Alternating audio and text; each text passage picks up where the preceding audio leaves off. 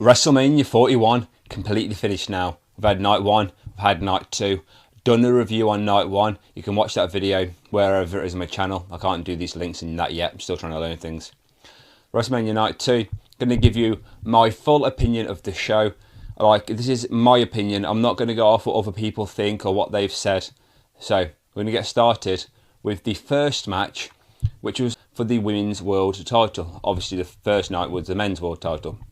And that consisted of Rhea Ripley versus the Elimination Chamber winner Bianca Belair versus the Women's World Champion of Io Sky. And what I loved about this match was there was no one-on-one moments for that long. Like, if it was like, say, Rhea versus Bianca, Io was back in straight away. And same if like it was Io versus Rhea, Bianca was straight back in. You understand what I'm trying to say? So every single moment, there was always all three of them near enough involved. There were some great spots. I believe you had Io Sky getting kicked out of midair by Rhea Ripley. Rhea giving Io like a reverse Alabama slam. So she was facing, her face went up instead. Smacked it off the ring post. Brilliant. You had just great chemistry. I absolutely loved this match. This to me could have been one of the greatest women's wrestling matches in WrestleMania history. But we'll have to just see on that. I think it's a fantastic match. I never used to be a fan of women's wrestling. That's until obviously they actually started wrestling. I'm talking like 2001 sort of time. And some women's wrestlers were good and some were just not even worth even mentioning. It's just, I don't know.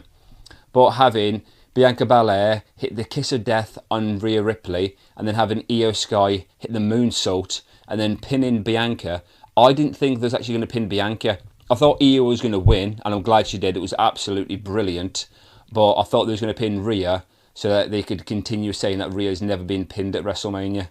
So, all in all, a fantastic start to the night. I love this. Great result. Great match. Drew McIntyre versus Damian Priest in a Sin City street fight. I think Drew McIntyre had a bit of issue trying to get into the ring with his costume on. But, you know, he basically made it.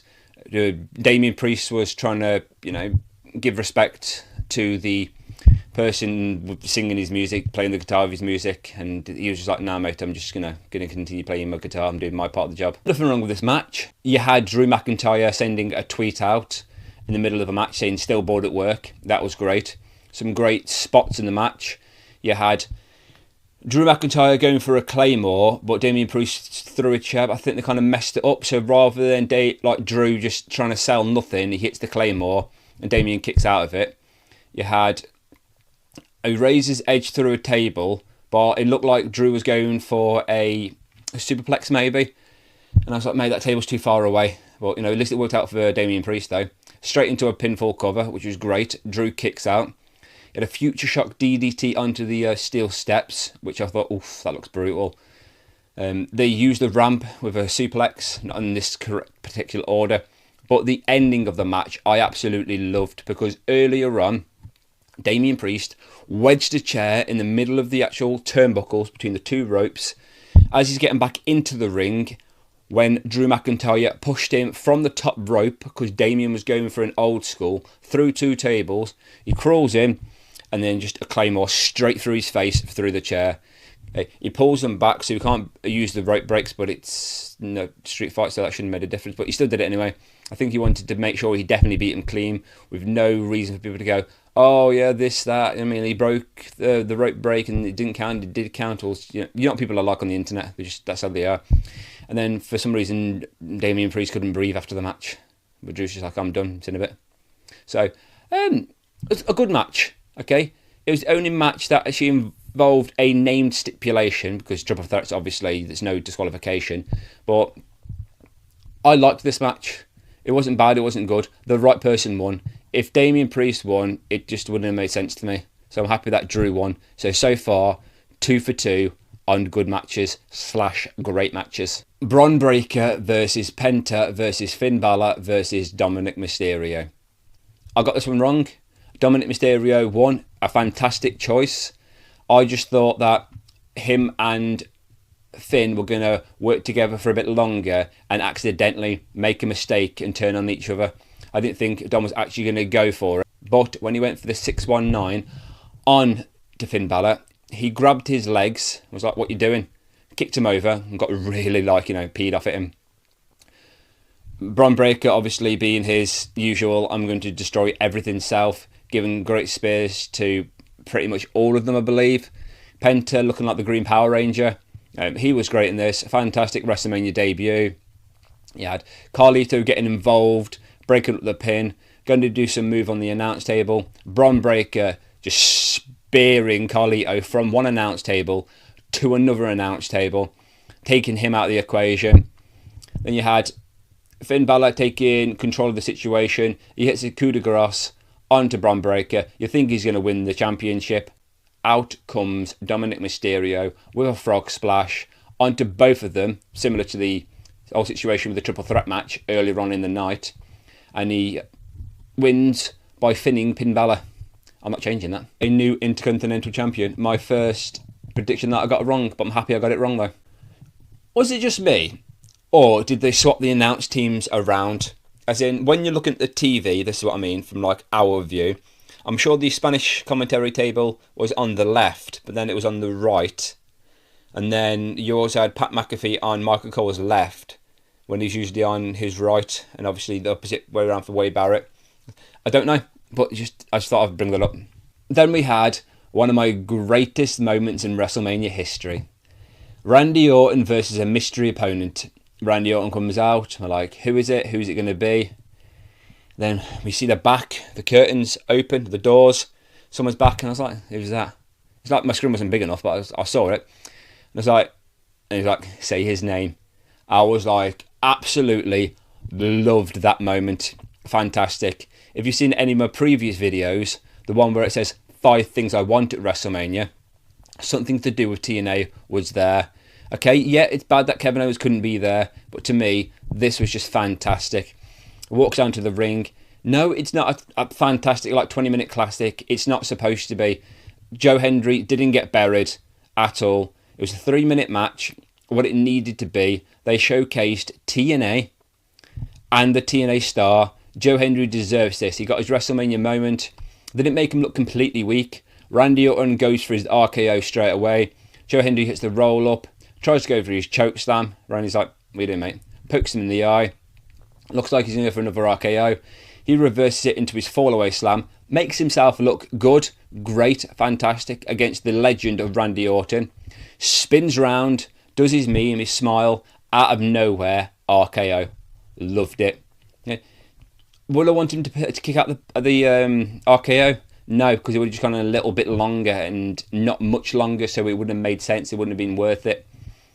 But you had Randy Orton raising Joe Hendry's hand, another RKO, and then he does the Joe Hendry style pose with his pose with his hands like that. It was just fantastic. The crowd knew exactly who he was. Okay, he got a pop, he got a cheer, even off a dead Las Vegas crowd, because that crowd was terrible in my opinion. AJ Styles versus Logan Paul. This to me was probably the weaker match of the night. It wasn't a terrible match, but it seems like AJ's getting on in time and they're trying to get Logan to become more of a wrestler rather than like a YouTuber. So you had great moments. AJ still fantastic, like he's still hitting the springboard 450, but Logan got his knees up. Logan hitting his moves, with his the Hulk Logan or something stupid. Yeah, so it wasn't a terrible match. It was just bad for the WrestleMania card that's happened so far, in my opinion. You had somebody coming out trying to give Logan the brass knuckles. I don't know who that was. I probably should know, but I don't. Karrion Kross taking them off him, saying to AJ, look, you need to win this. Use these. AJ's like, no. He punches Karrion Kross. Logan Paul takes the opportunity, hits his pulverizer, where he hits him with his right hand first of all. No brass knuckles, which is, I'm pretty sure, the very first time Logan's ever done that.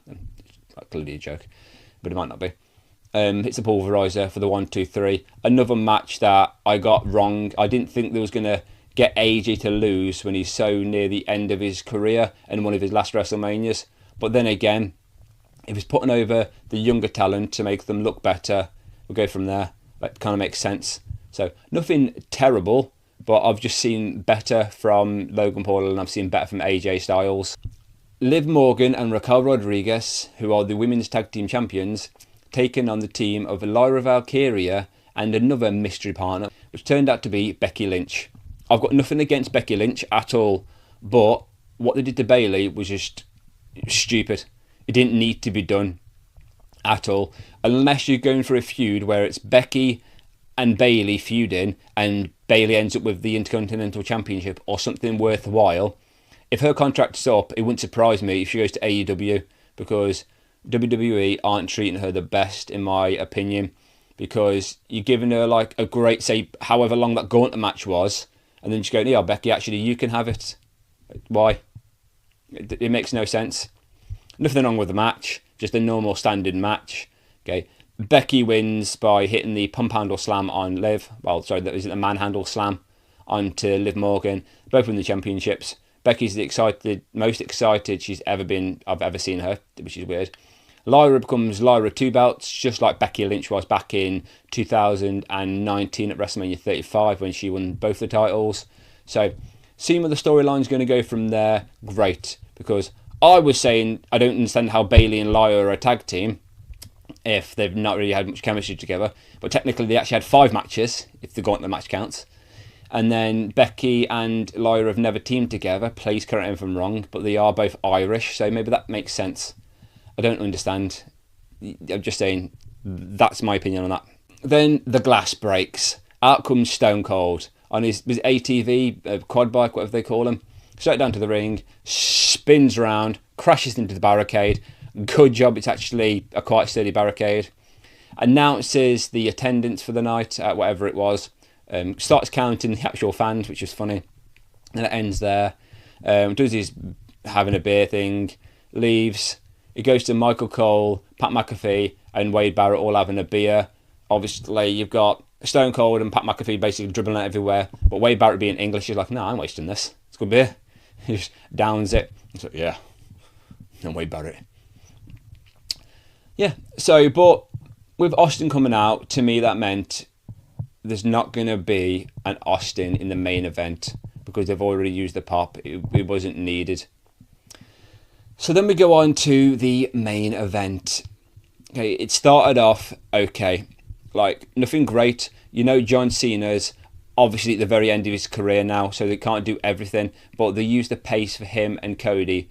Great. He had a normal entrance. Cody stepped up the entrance a little bit with his mask and his jumping bikes and things. When the ref got knocked down, I was like, okay, we're going to go for the Rock here. Something's going to come out. First out comes Travis Scott. I was like, great. Okay, we're building to something here. He takes ages to walk to the ring. I'm thinking, mate, you're not the Undertaker. Just get to the ring and do what you need to do. But that was it. Only Travis Scott. Okay, that's on us. That's on me for wanting more. But what could you do? Who would get involved? Like to help Cody Rhodes now? There was no massive team. If The Rock came out, okay, would Stone Cold come out again? It didn't make any sense for Stone Cold to be there. But if The Rock was there, I would have loved it for the like nostalgia pop. Great. But Travis Scott was an even worse idea. Yeah, okay, he came into the ring. Cody's like, I remember what you did. You bust my eardrum, give me a black eye. John Cena's smiling, thinking, okay, great, I've got all the help I need with Travis Scott. Why? It just... yeah. So, comes back in the ring, goes to slap Cody. Cody hits the crossroads. Personally, I would have rather just seen Cody full on just slapped him.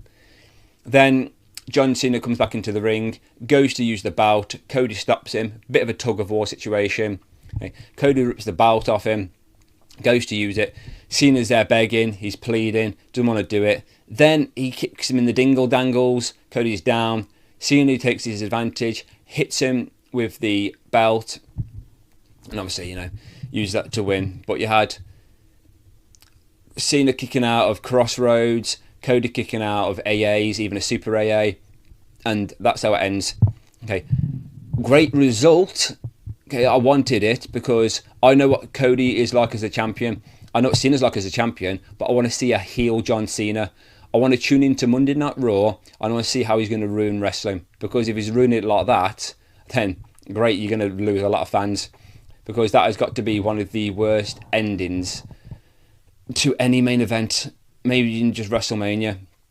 Getting celebrities involved in that sort of situation didn't need to happen. Like, all I'm saying is if Travis Scott is involved for that reason, he needs to be involved in a better storyline in the future. So, all in all, I loved all of these matches up until the main event, but I'm not going to ruin it. A lot of people will say to you, oh, this is a terrible WrestleMania. It's absolutely bad. Remember the bad things. But they're the type of people who walk into a shop or a supermarket or a grocery store, whatever you call it, and because they haven't got something that they want, say like a watermelon, they go, oh, the shop's terrible now. Yeah, mate, you're going to starve and die of thirst because they've not got a watermelon. Stop thinking about the bad things. This WrestleMania, to me, I loved. There was bad points, but there's also good points, and those bad points can make the good points good. I loved this WrestleMania. Okay, I just didn't like how the ending was done, but I'm not going to let the WrestleMania be ruined because of that. That's my opinions. Give me your opinions. Tell me what you thought of WrestleMania, which is your opinions. All in all, WrestleMania Night 2 was better than Night 1. It's not my favourite WrestleMania, and it's not the worst WrestleMania. It was just good to me and great at parts. Anyway, please like, comment, subscribe. Thanks for watching.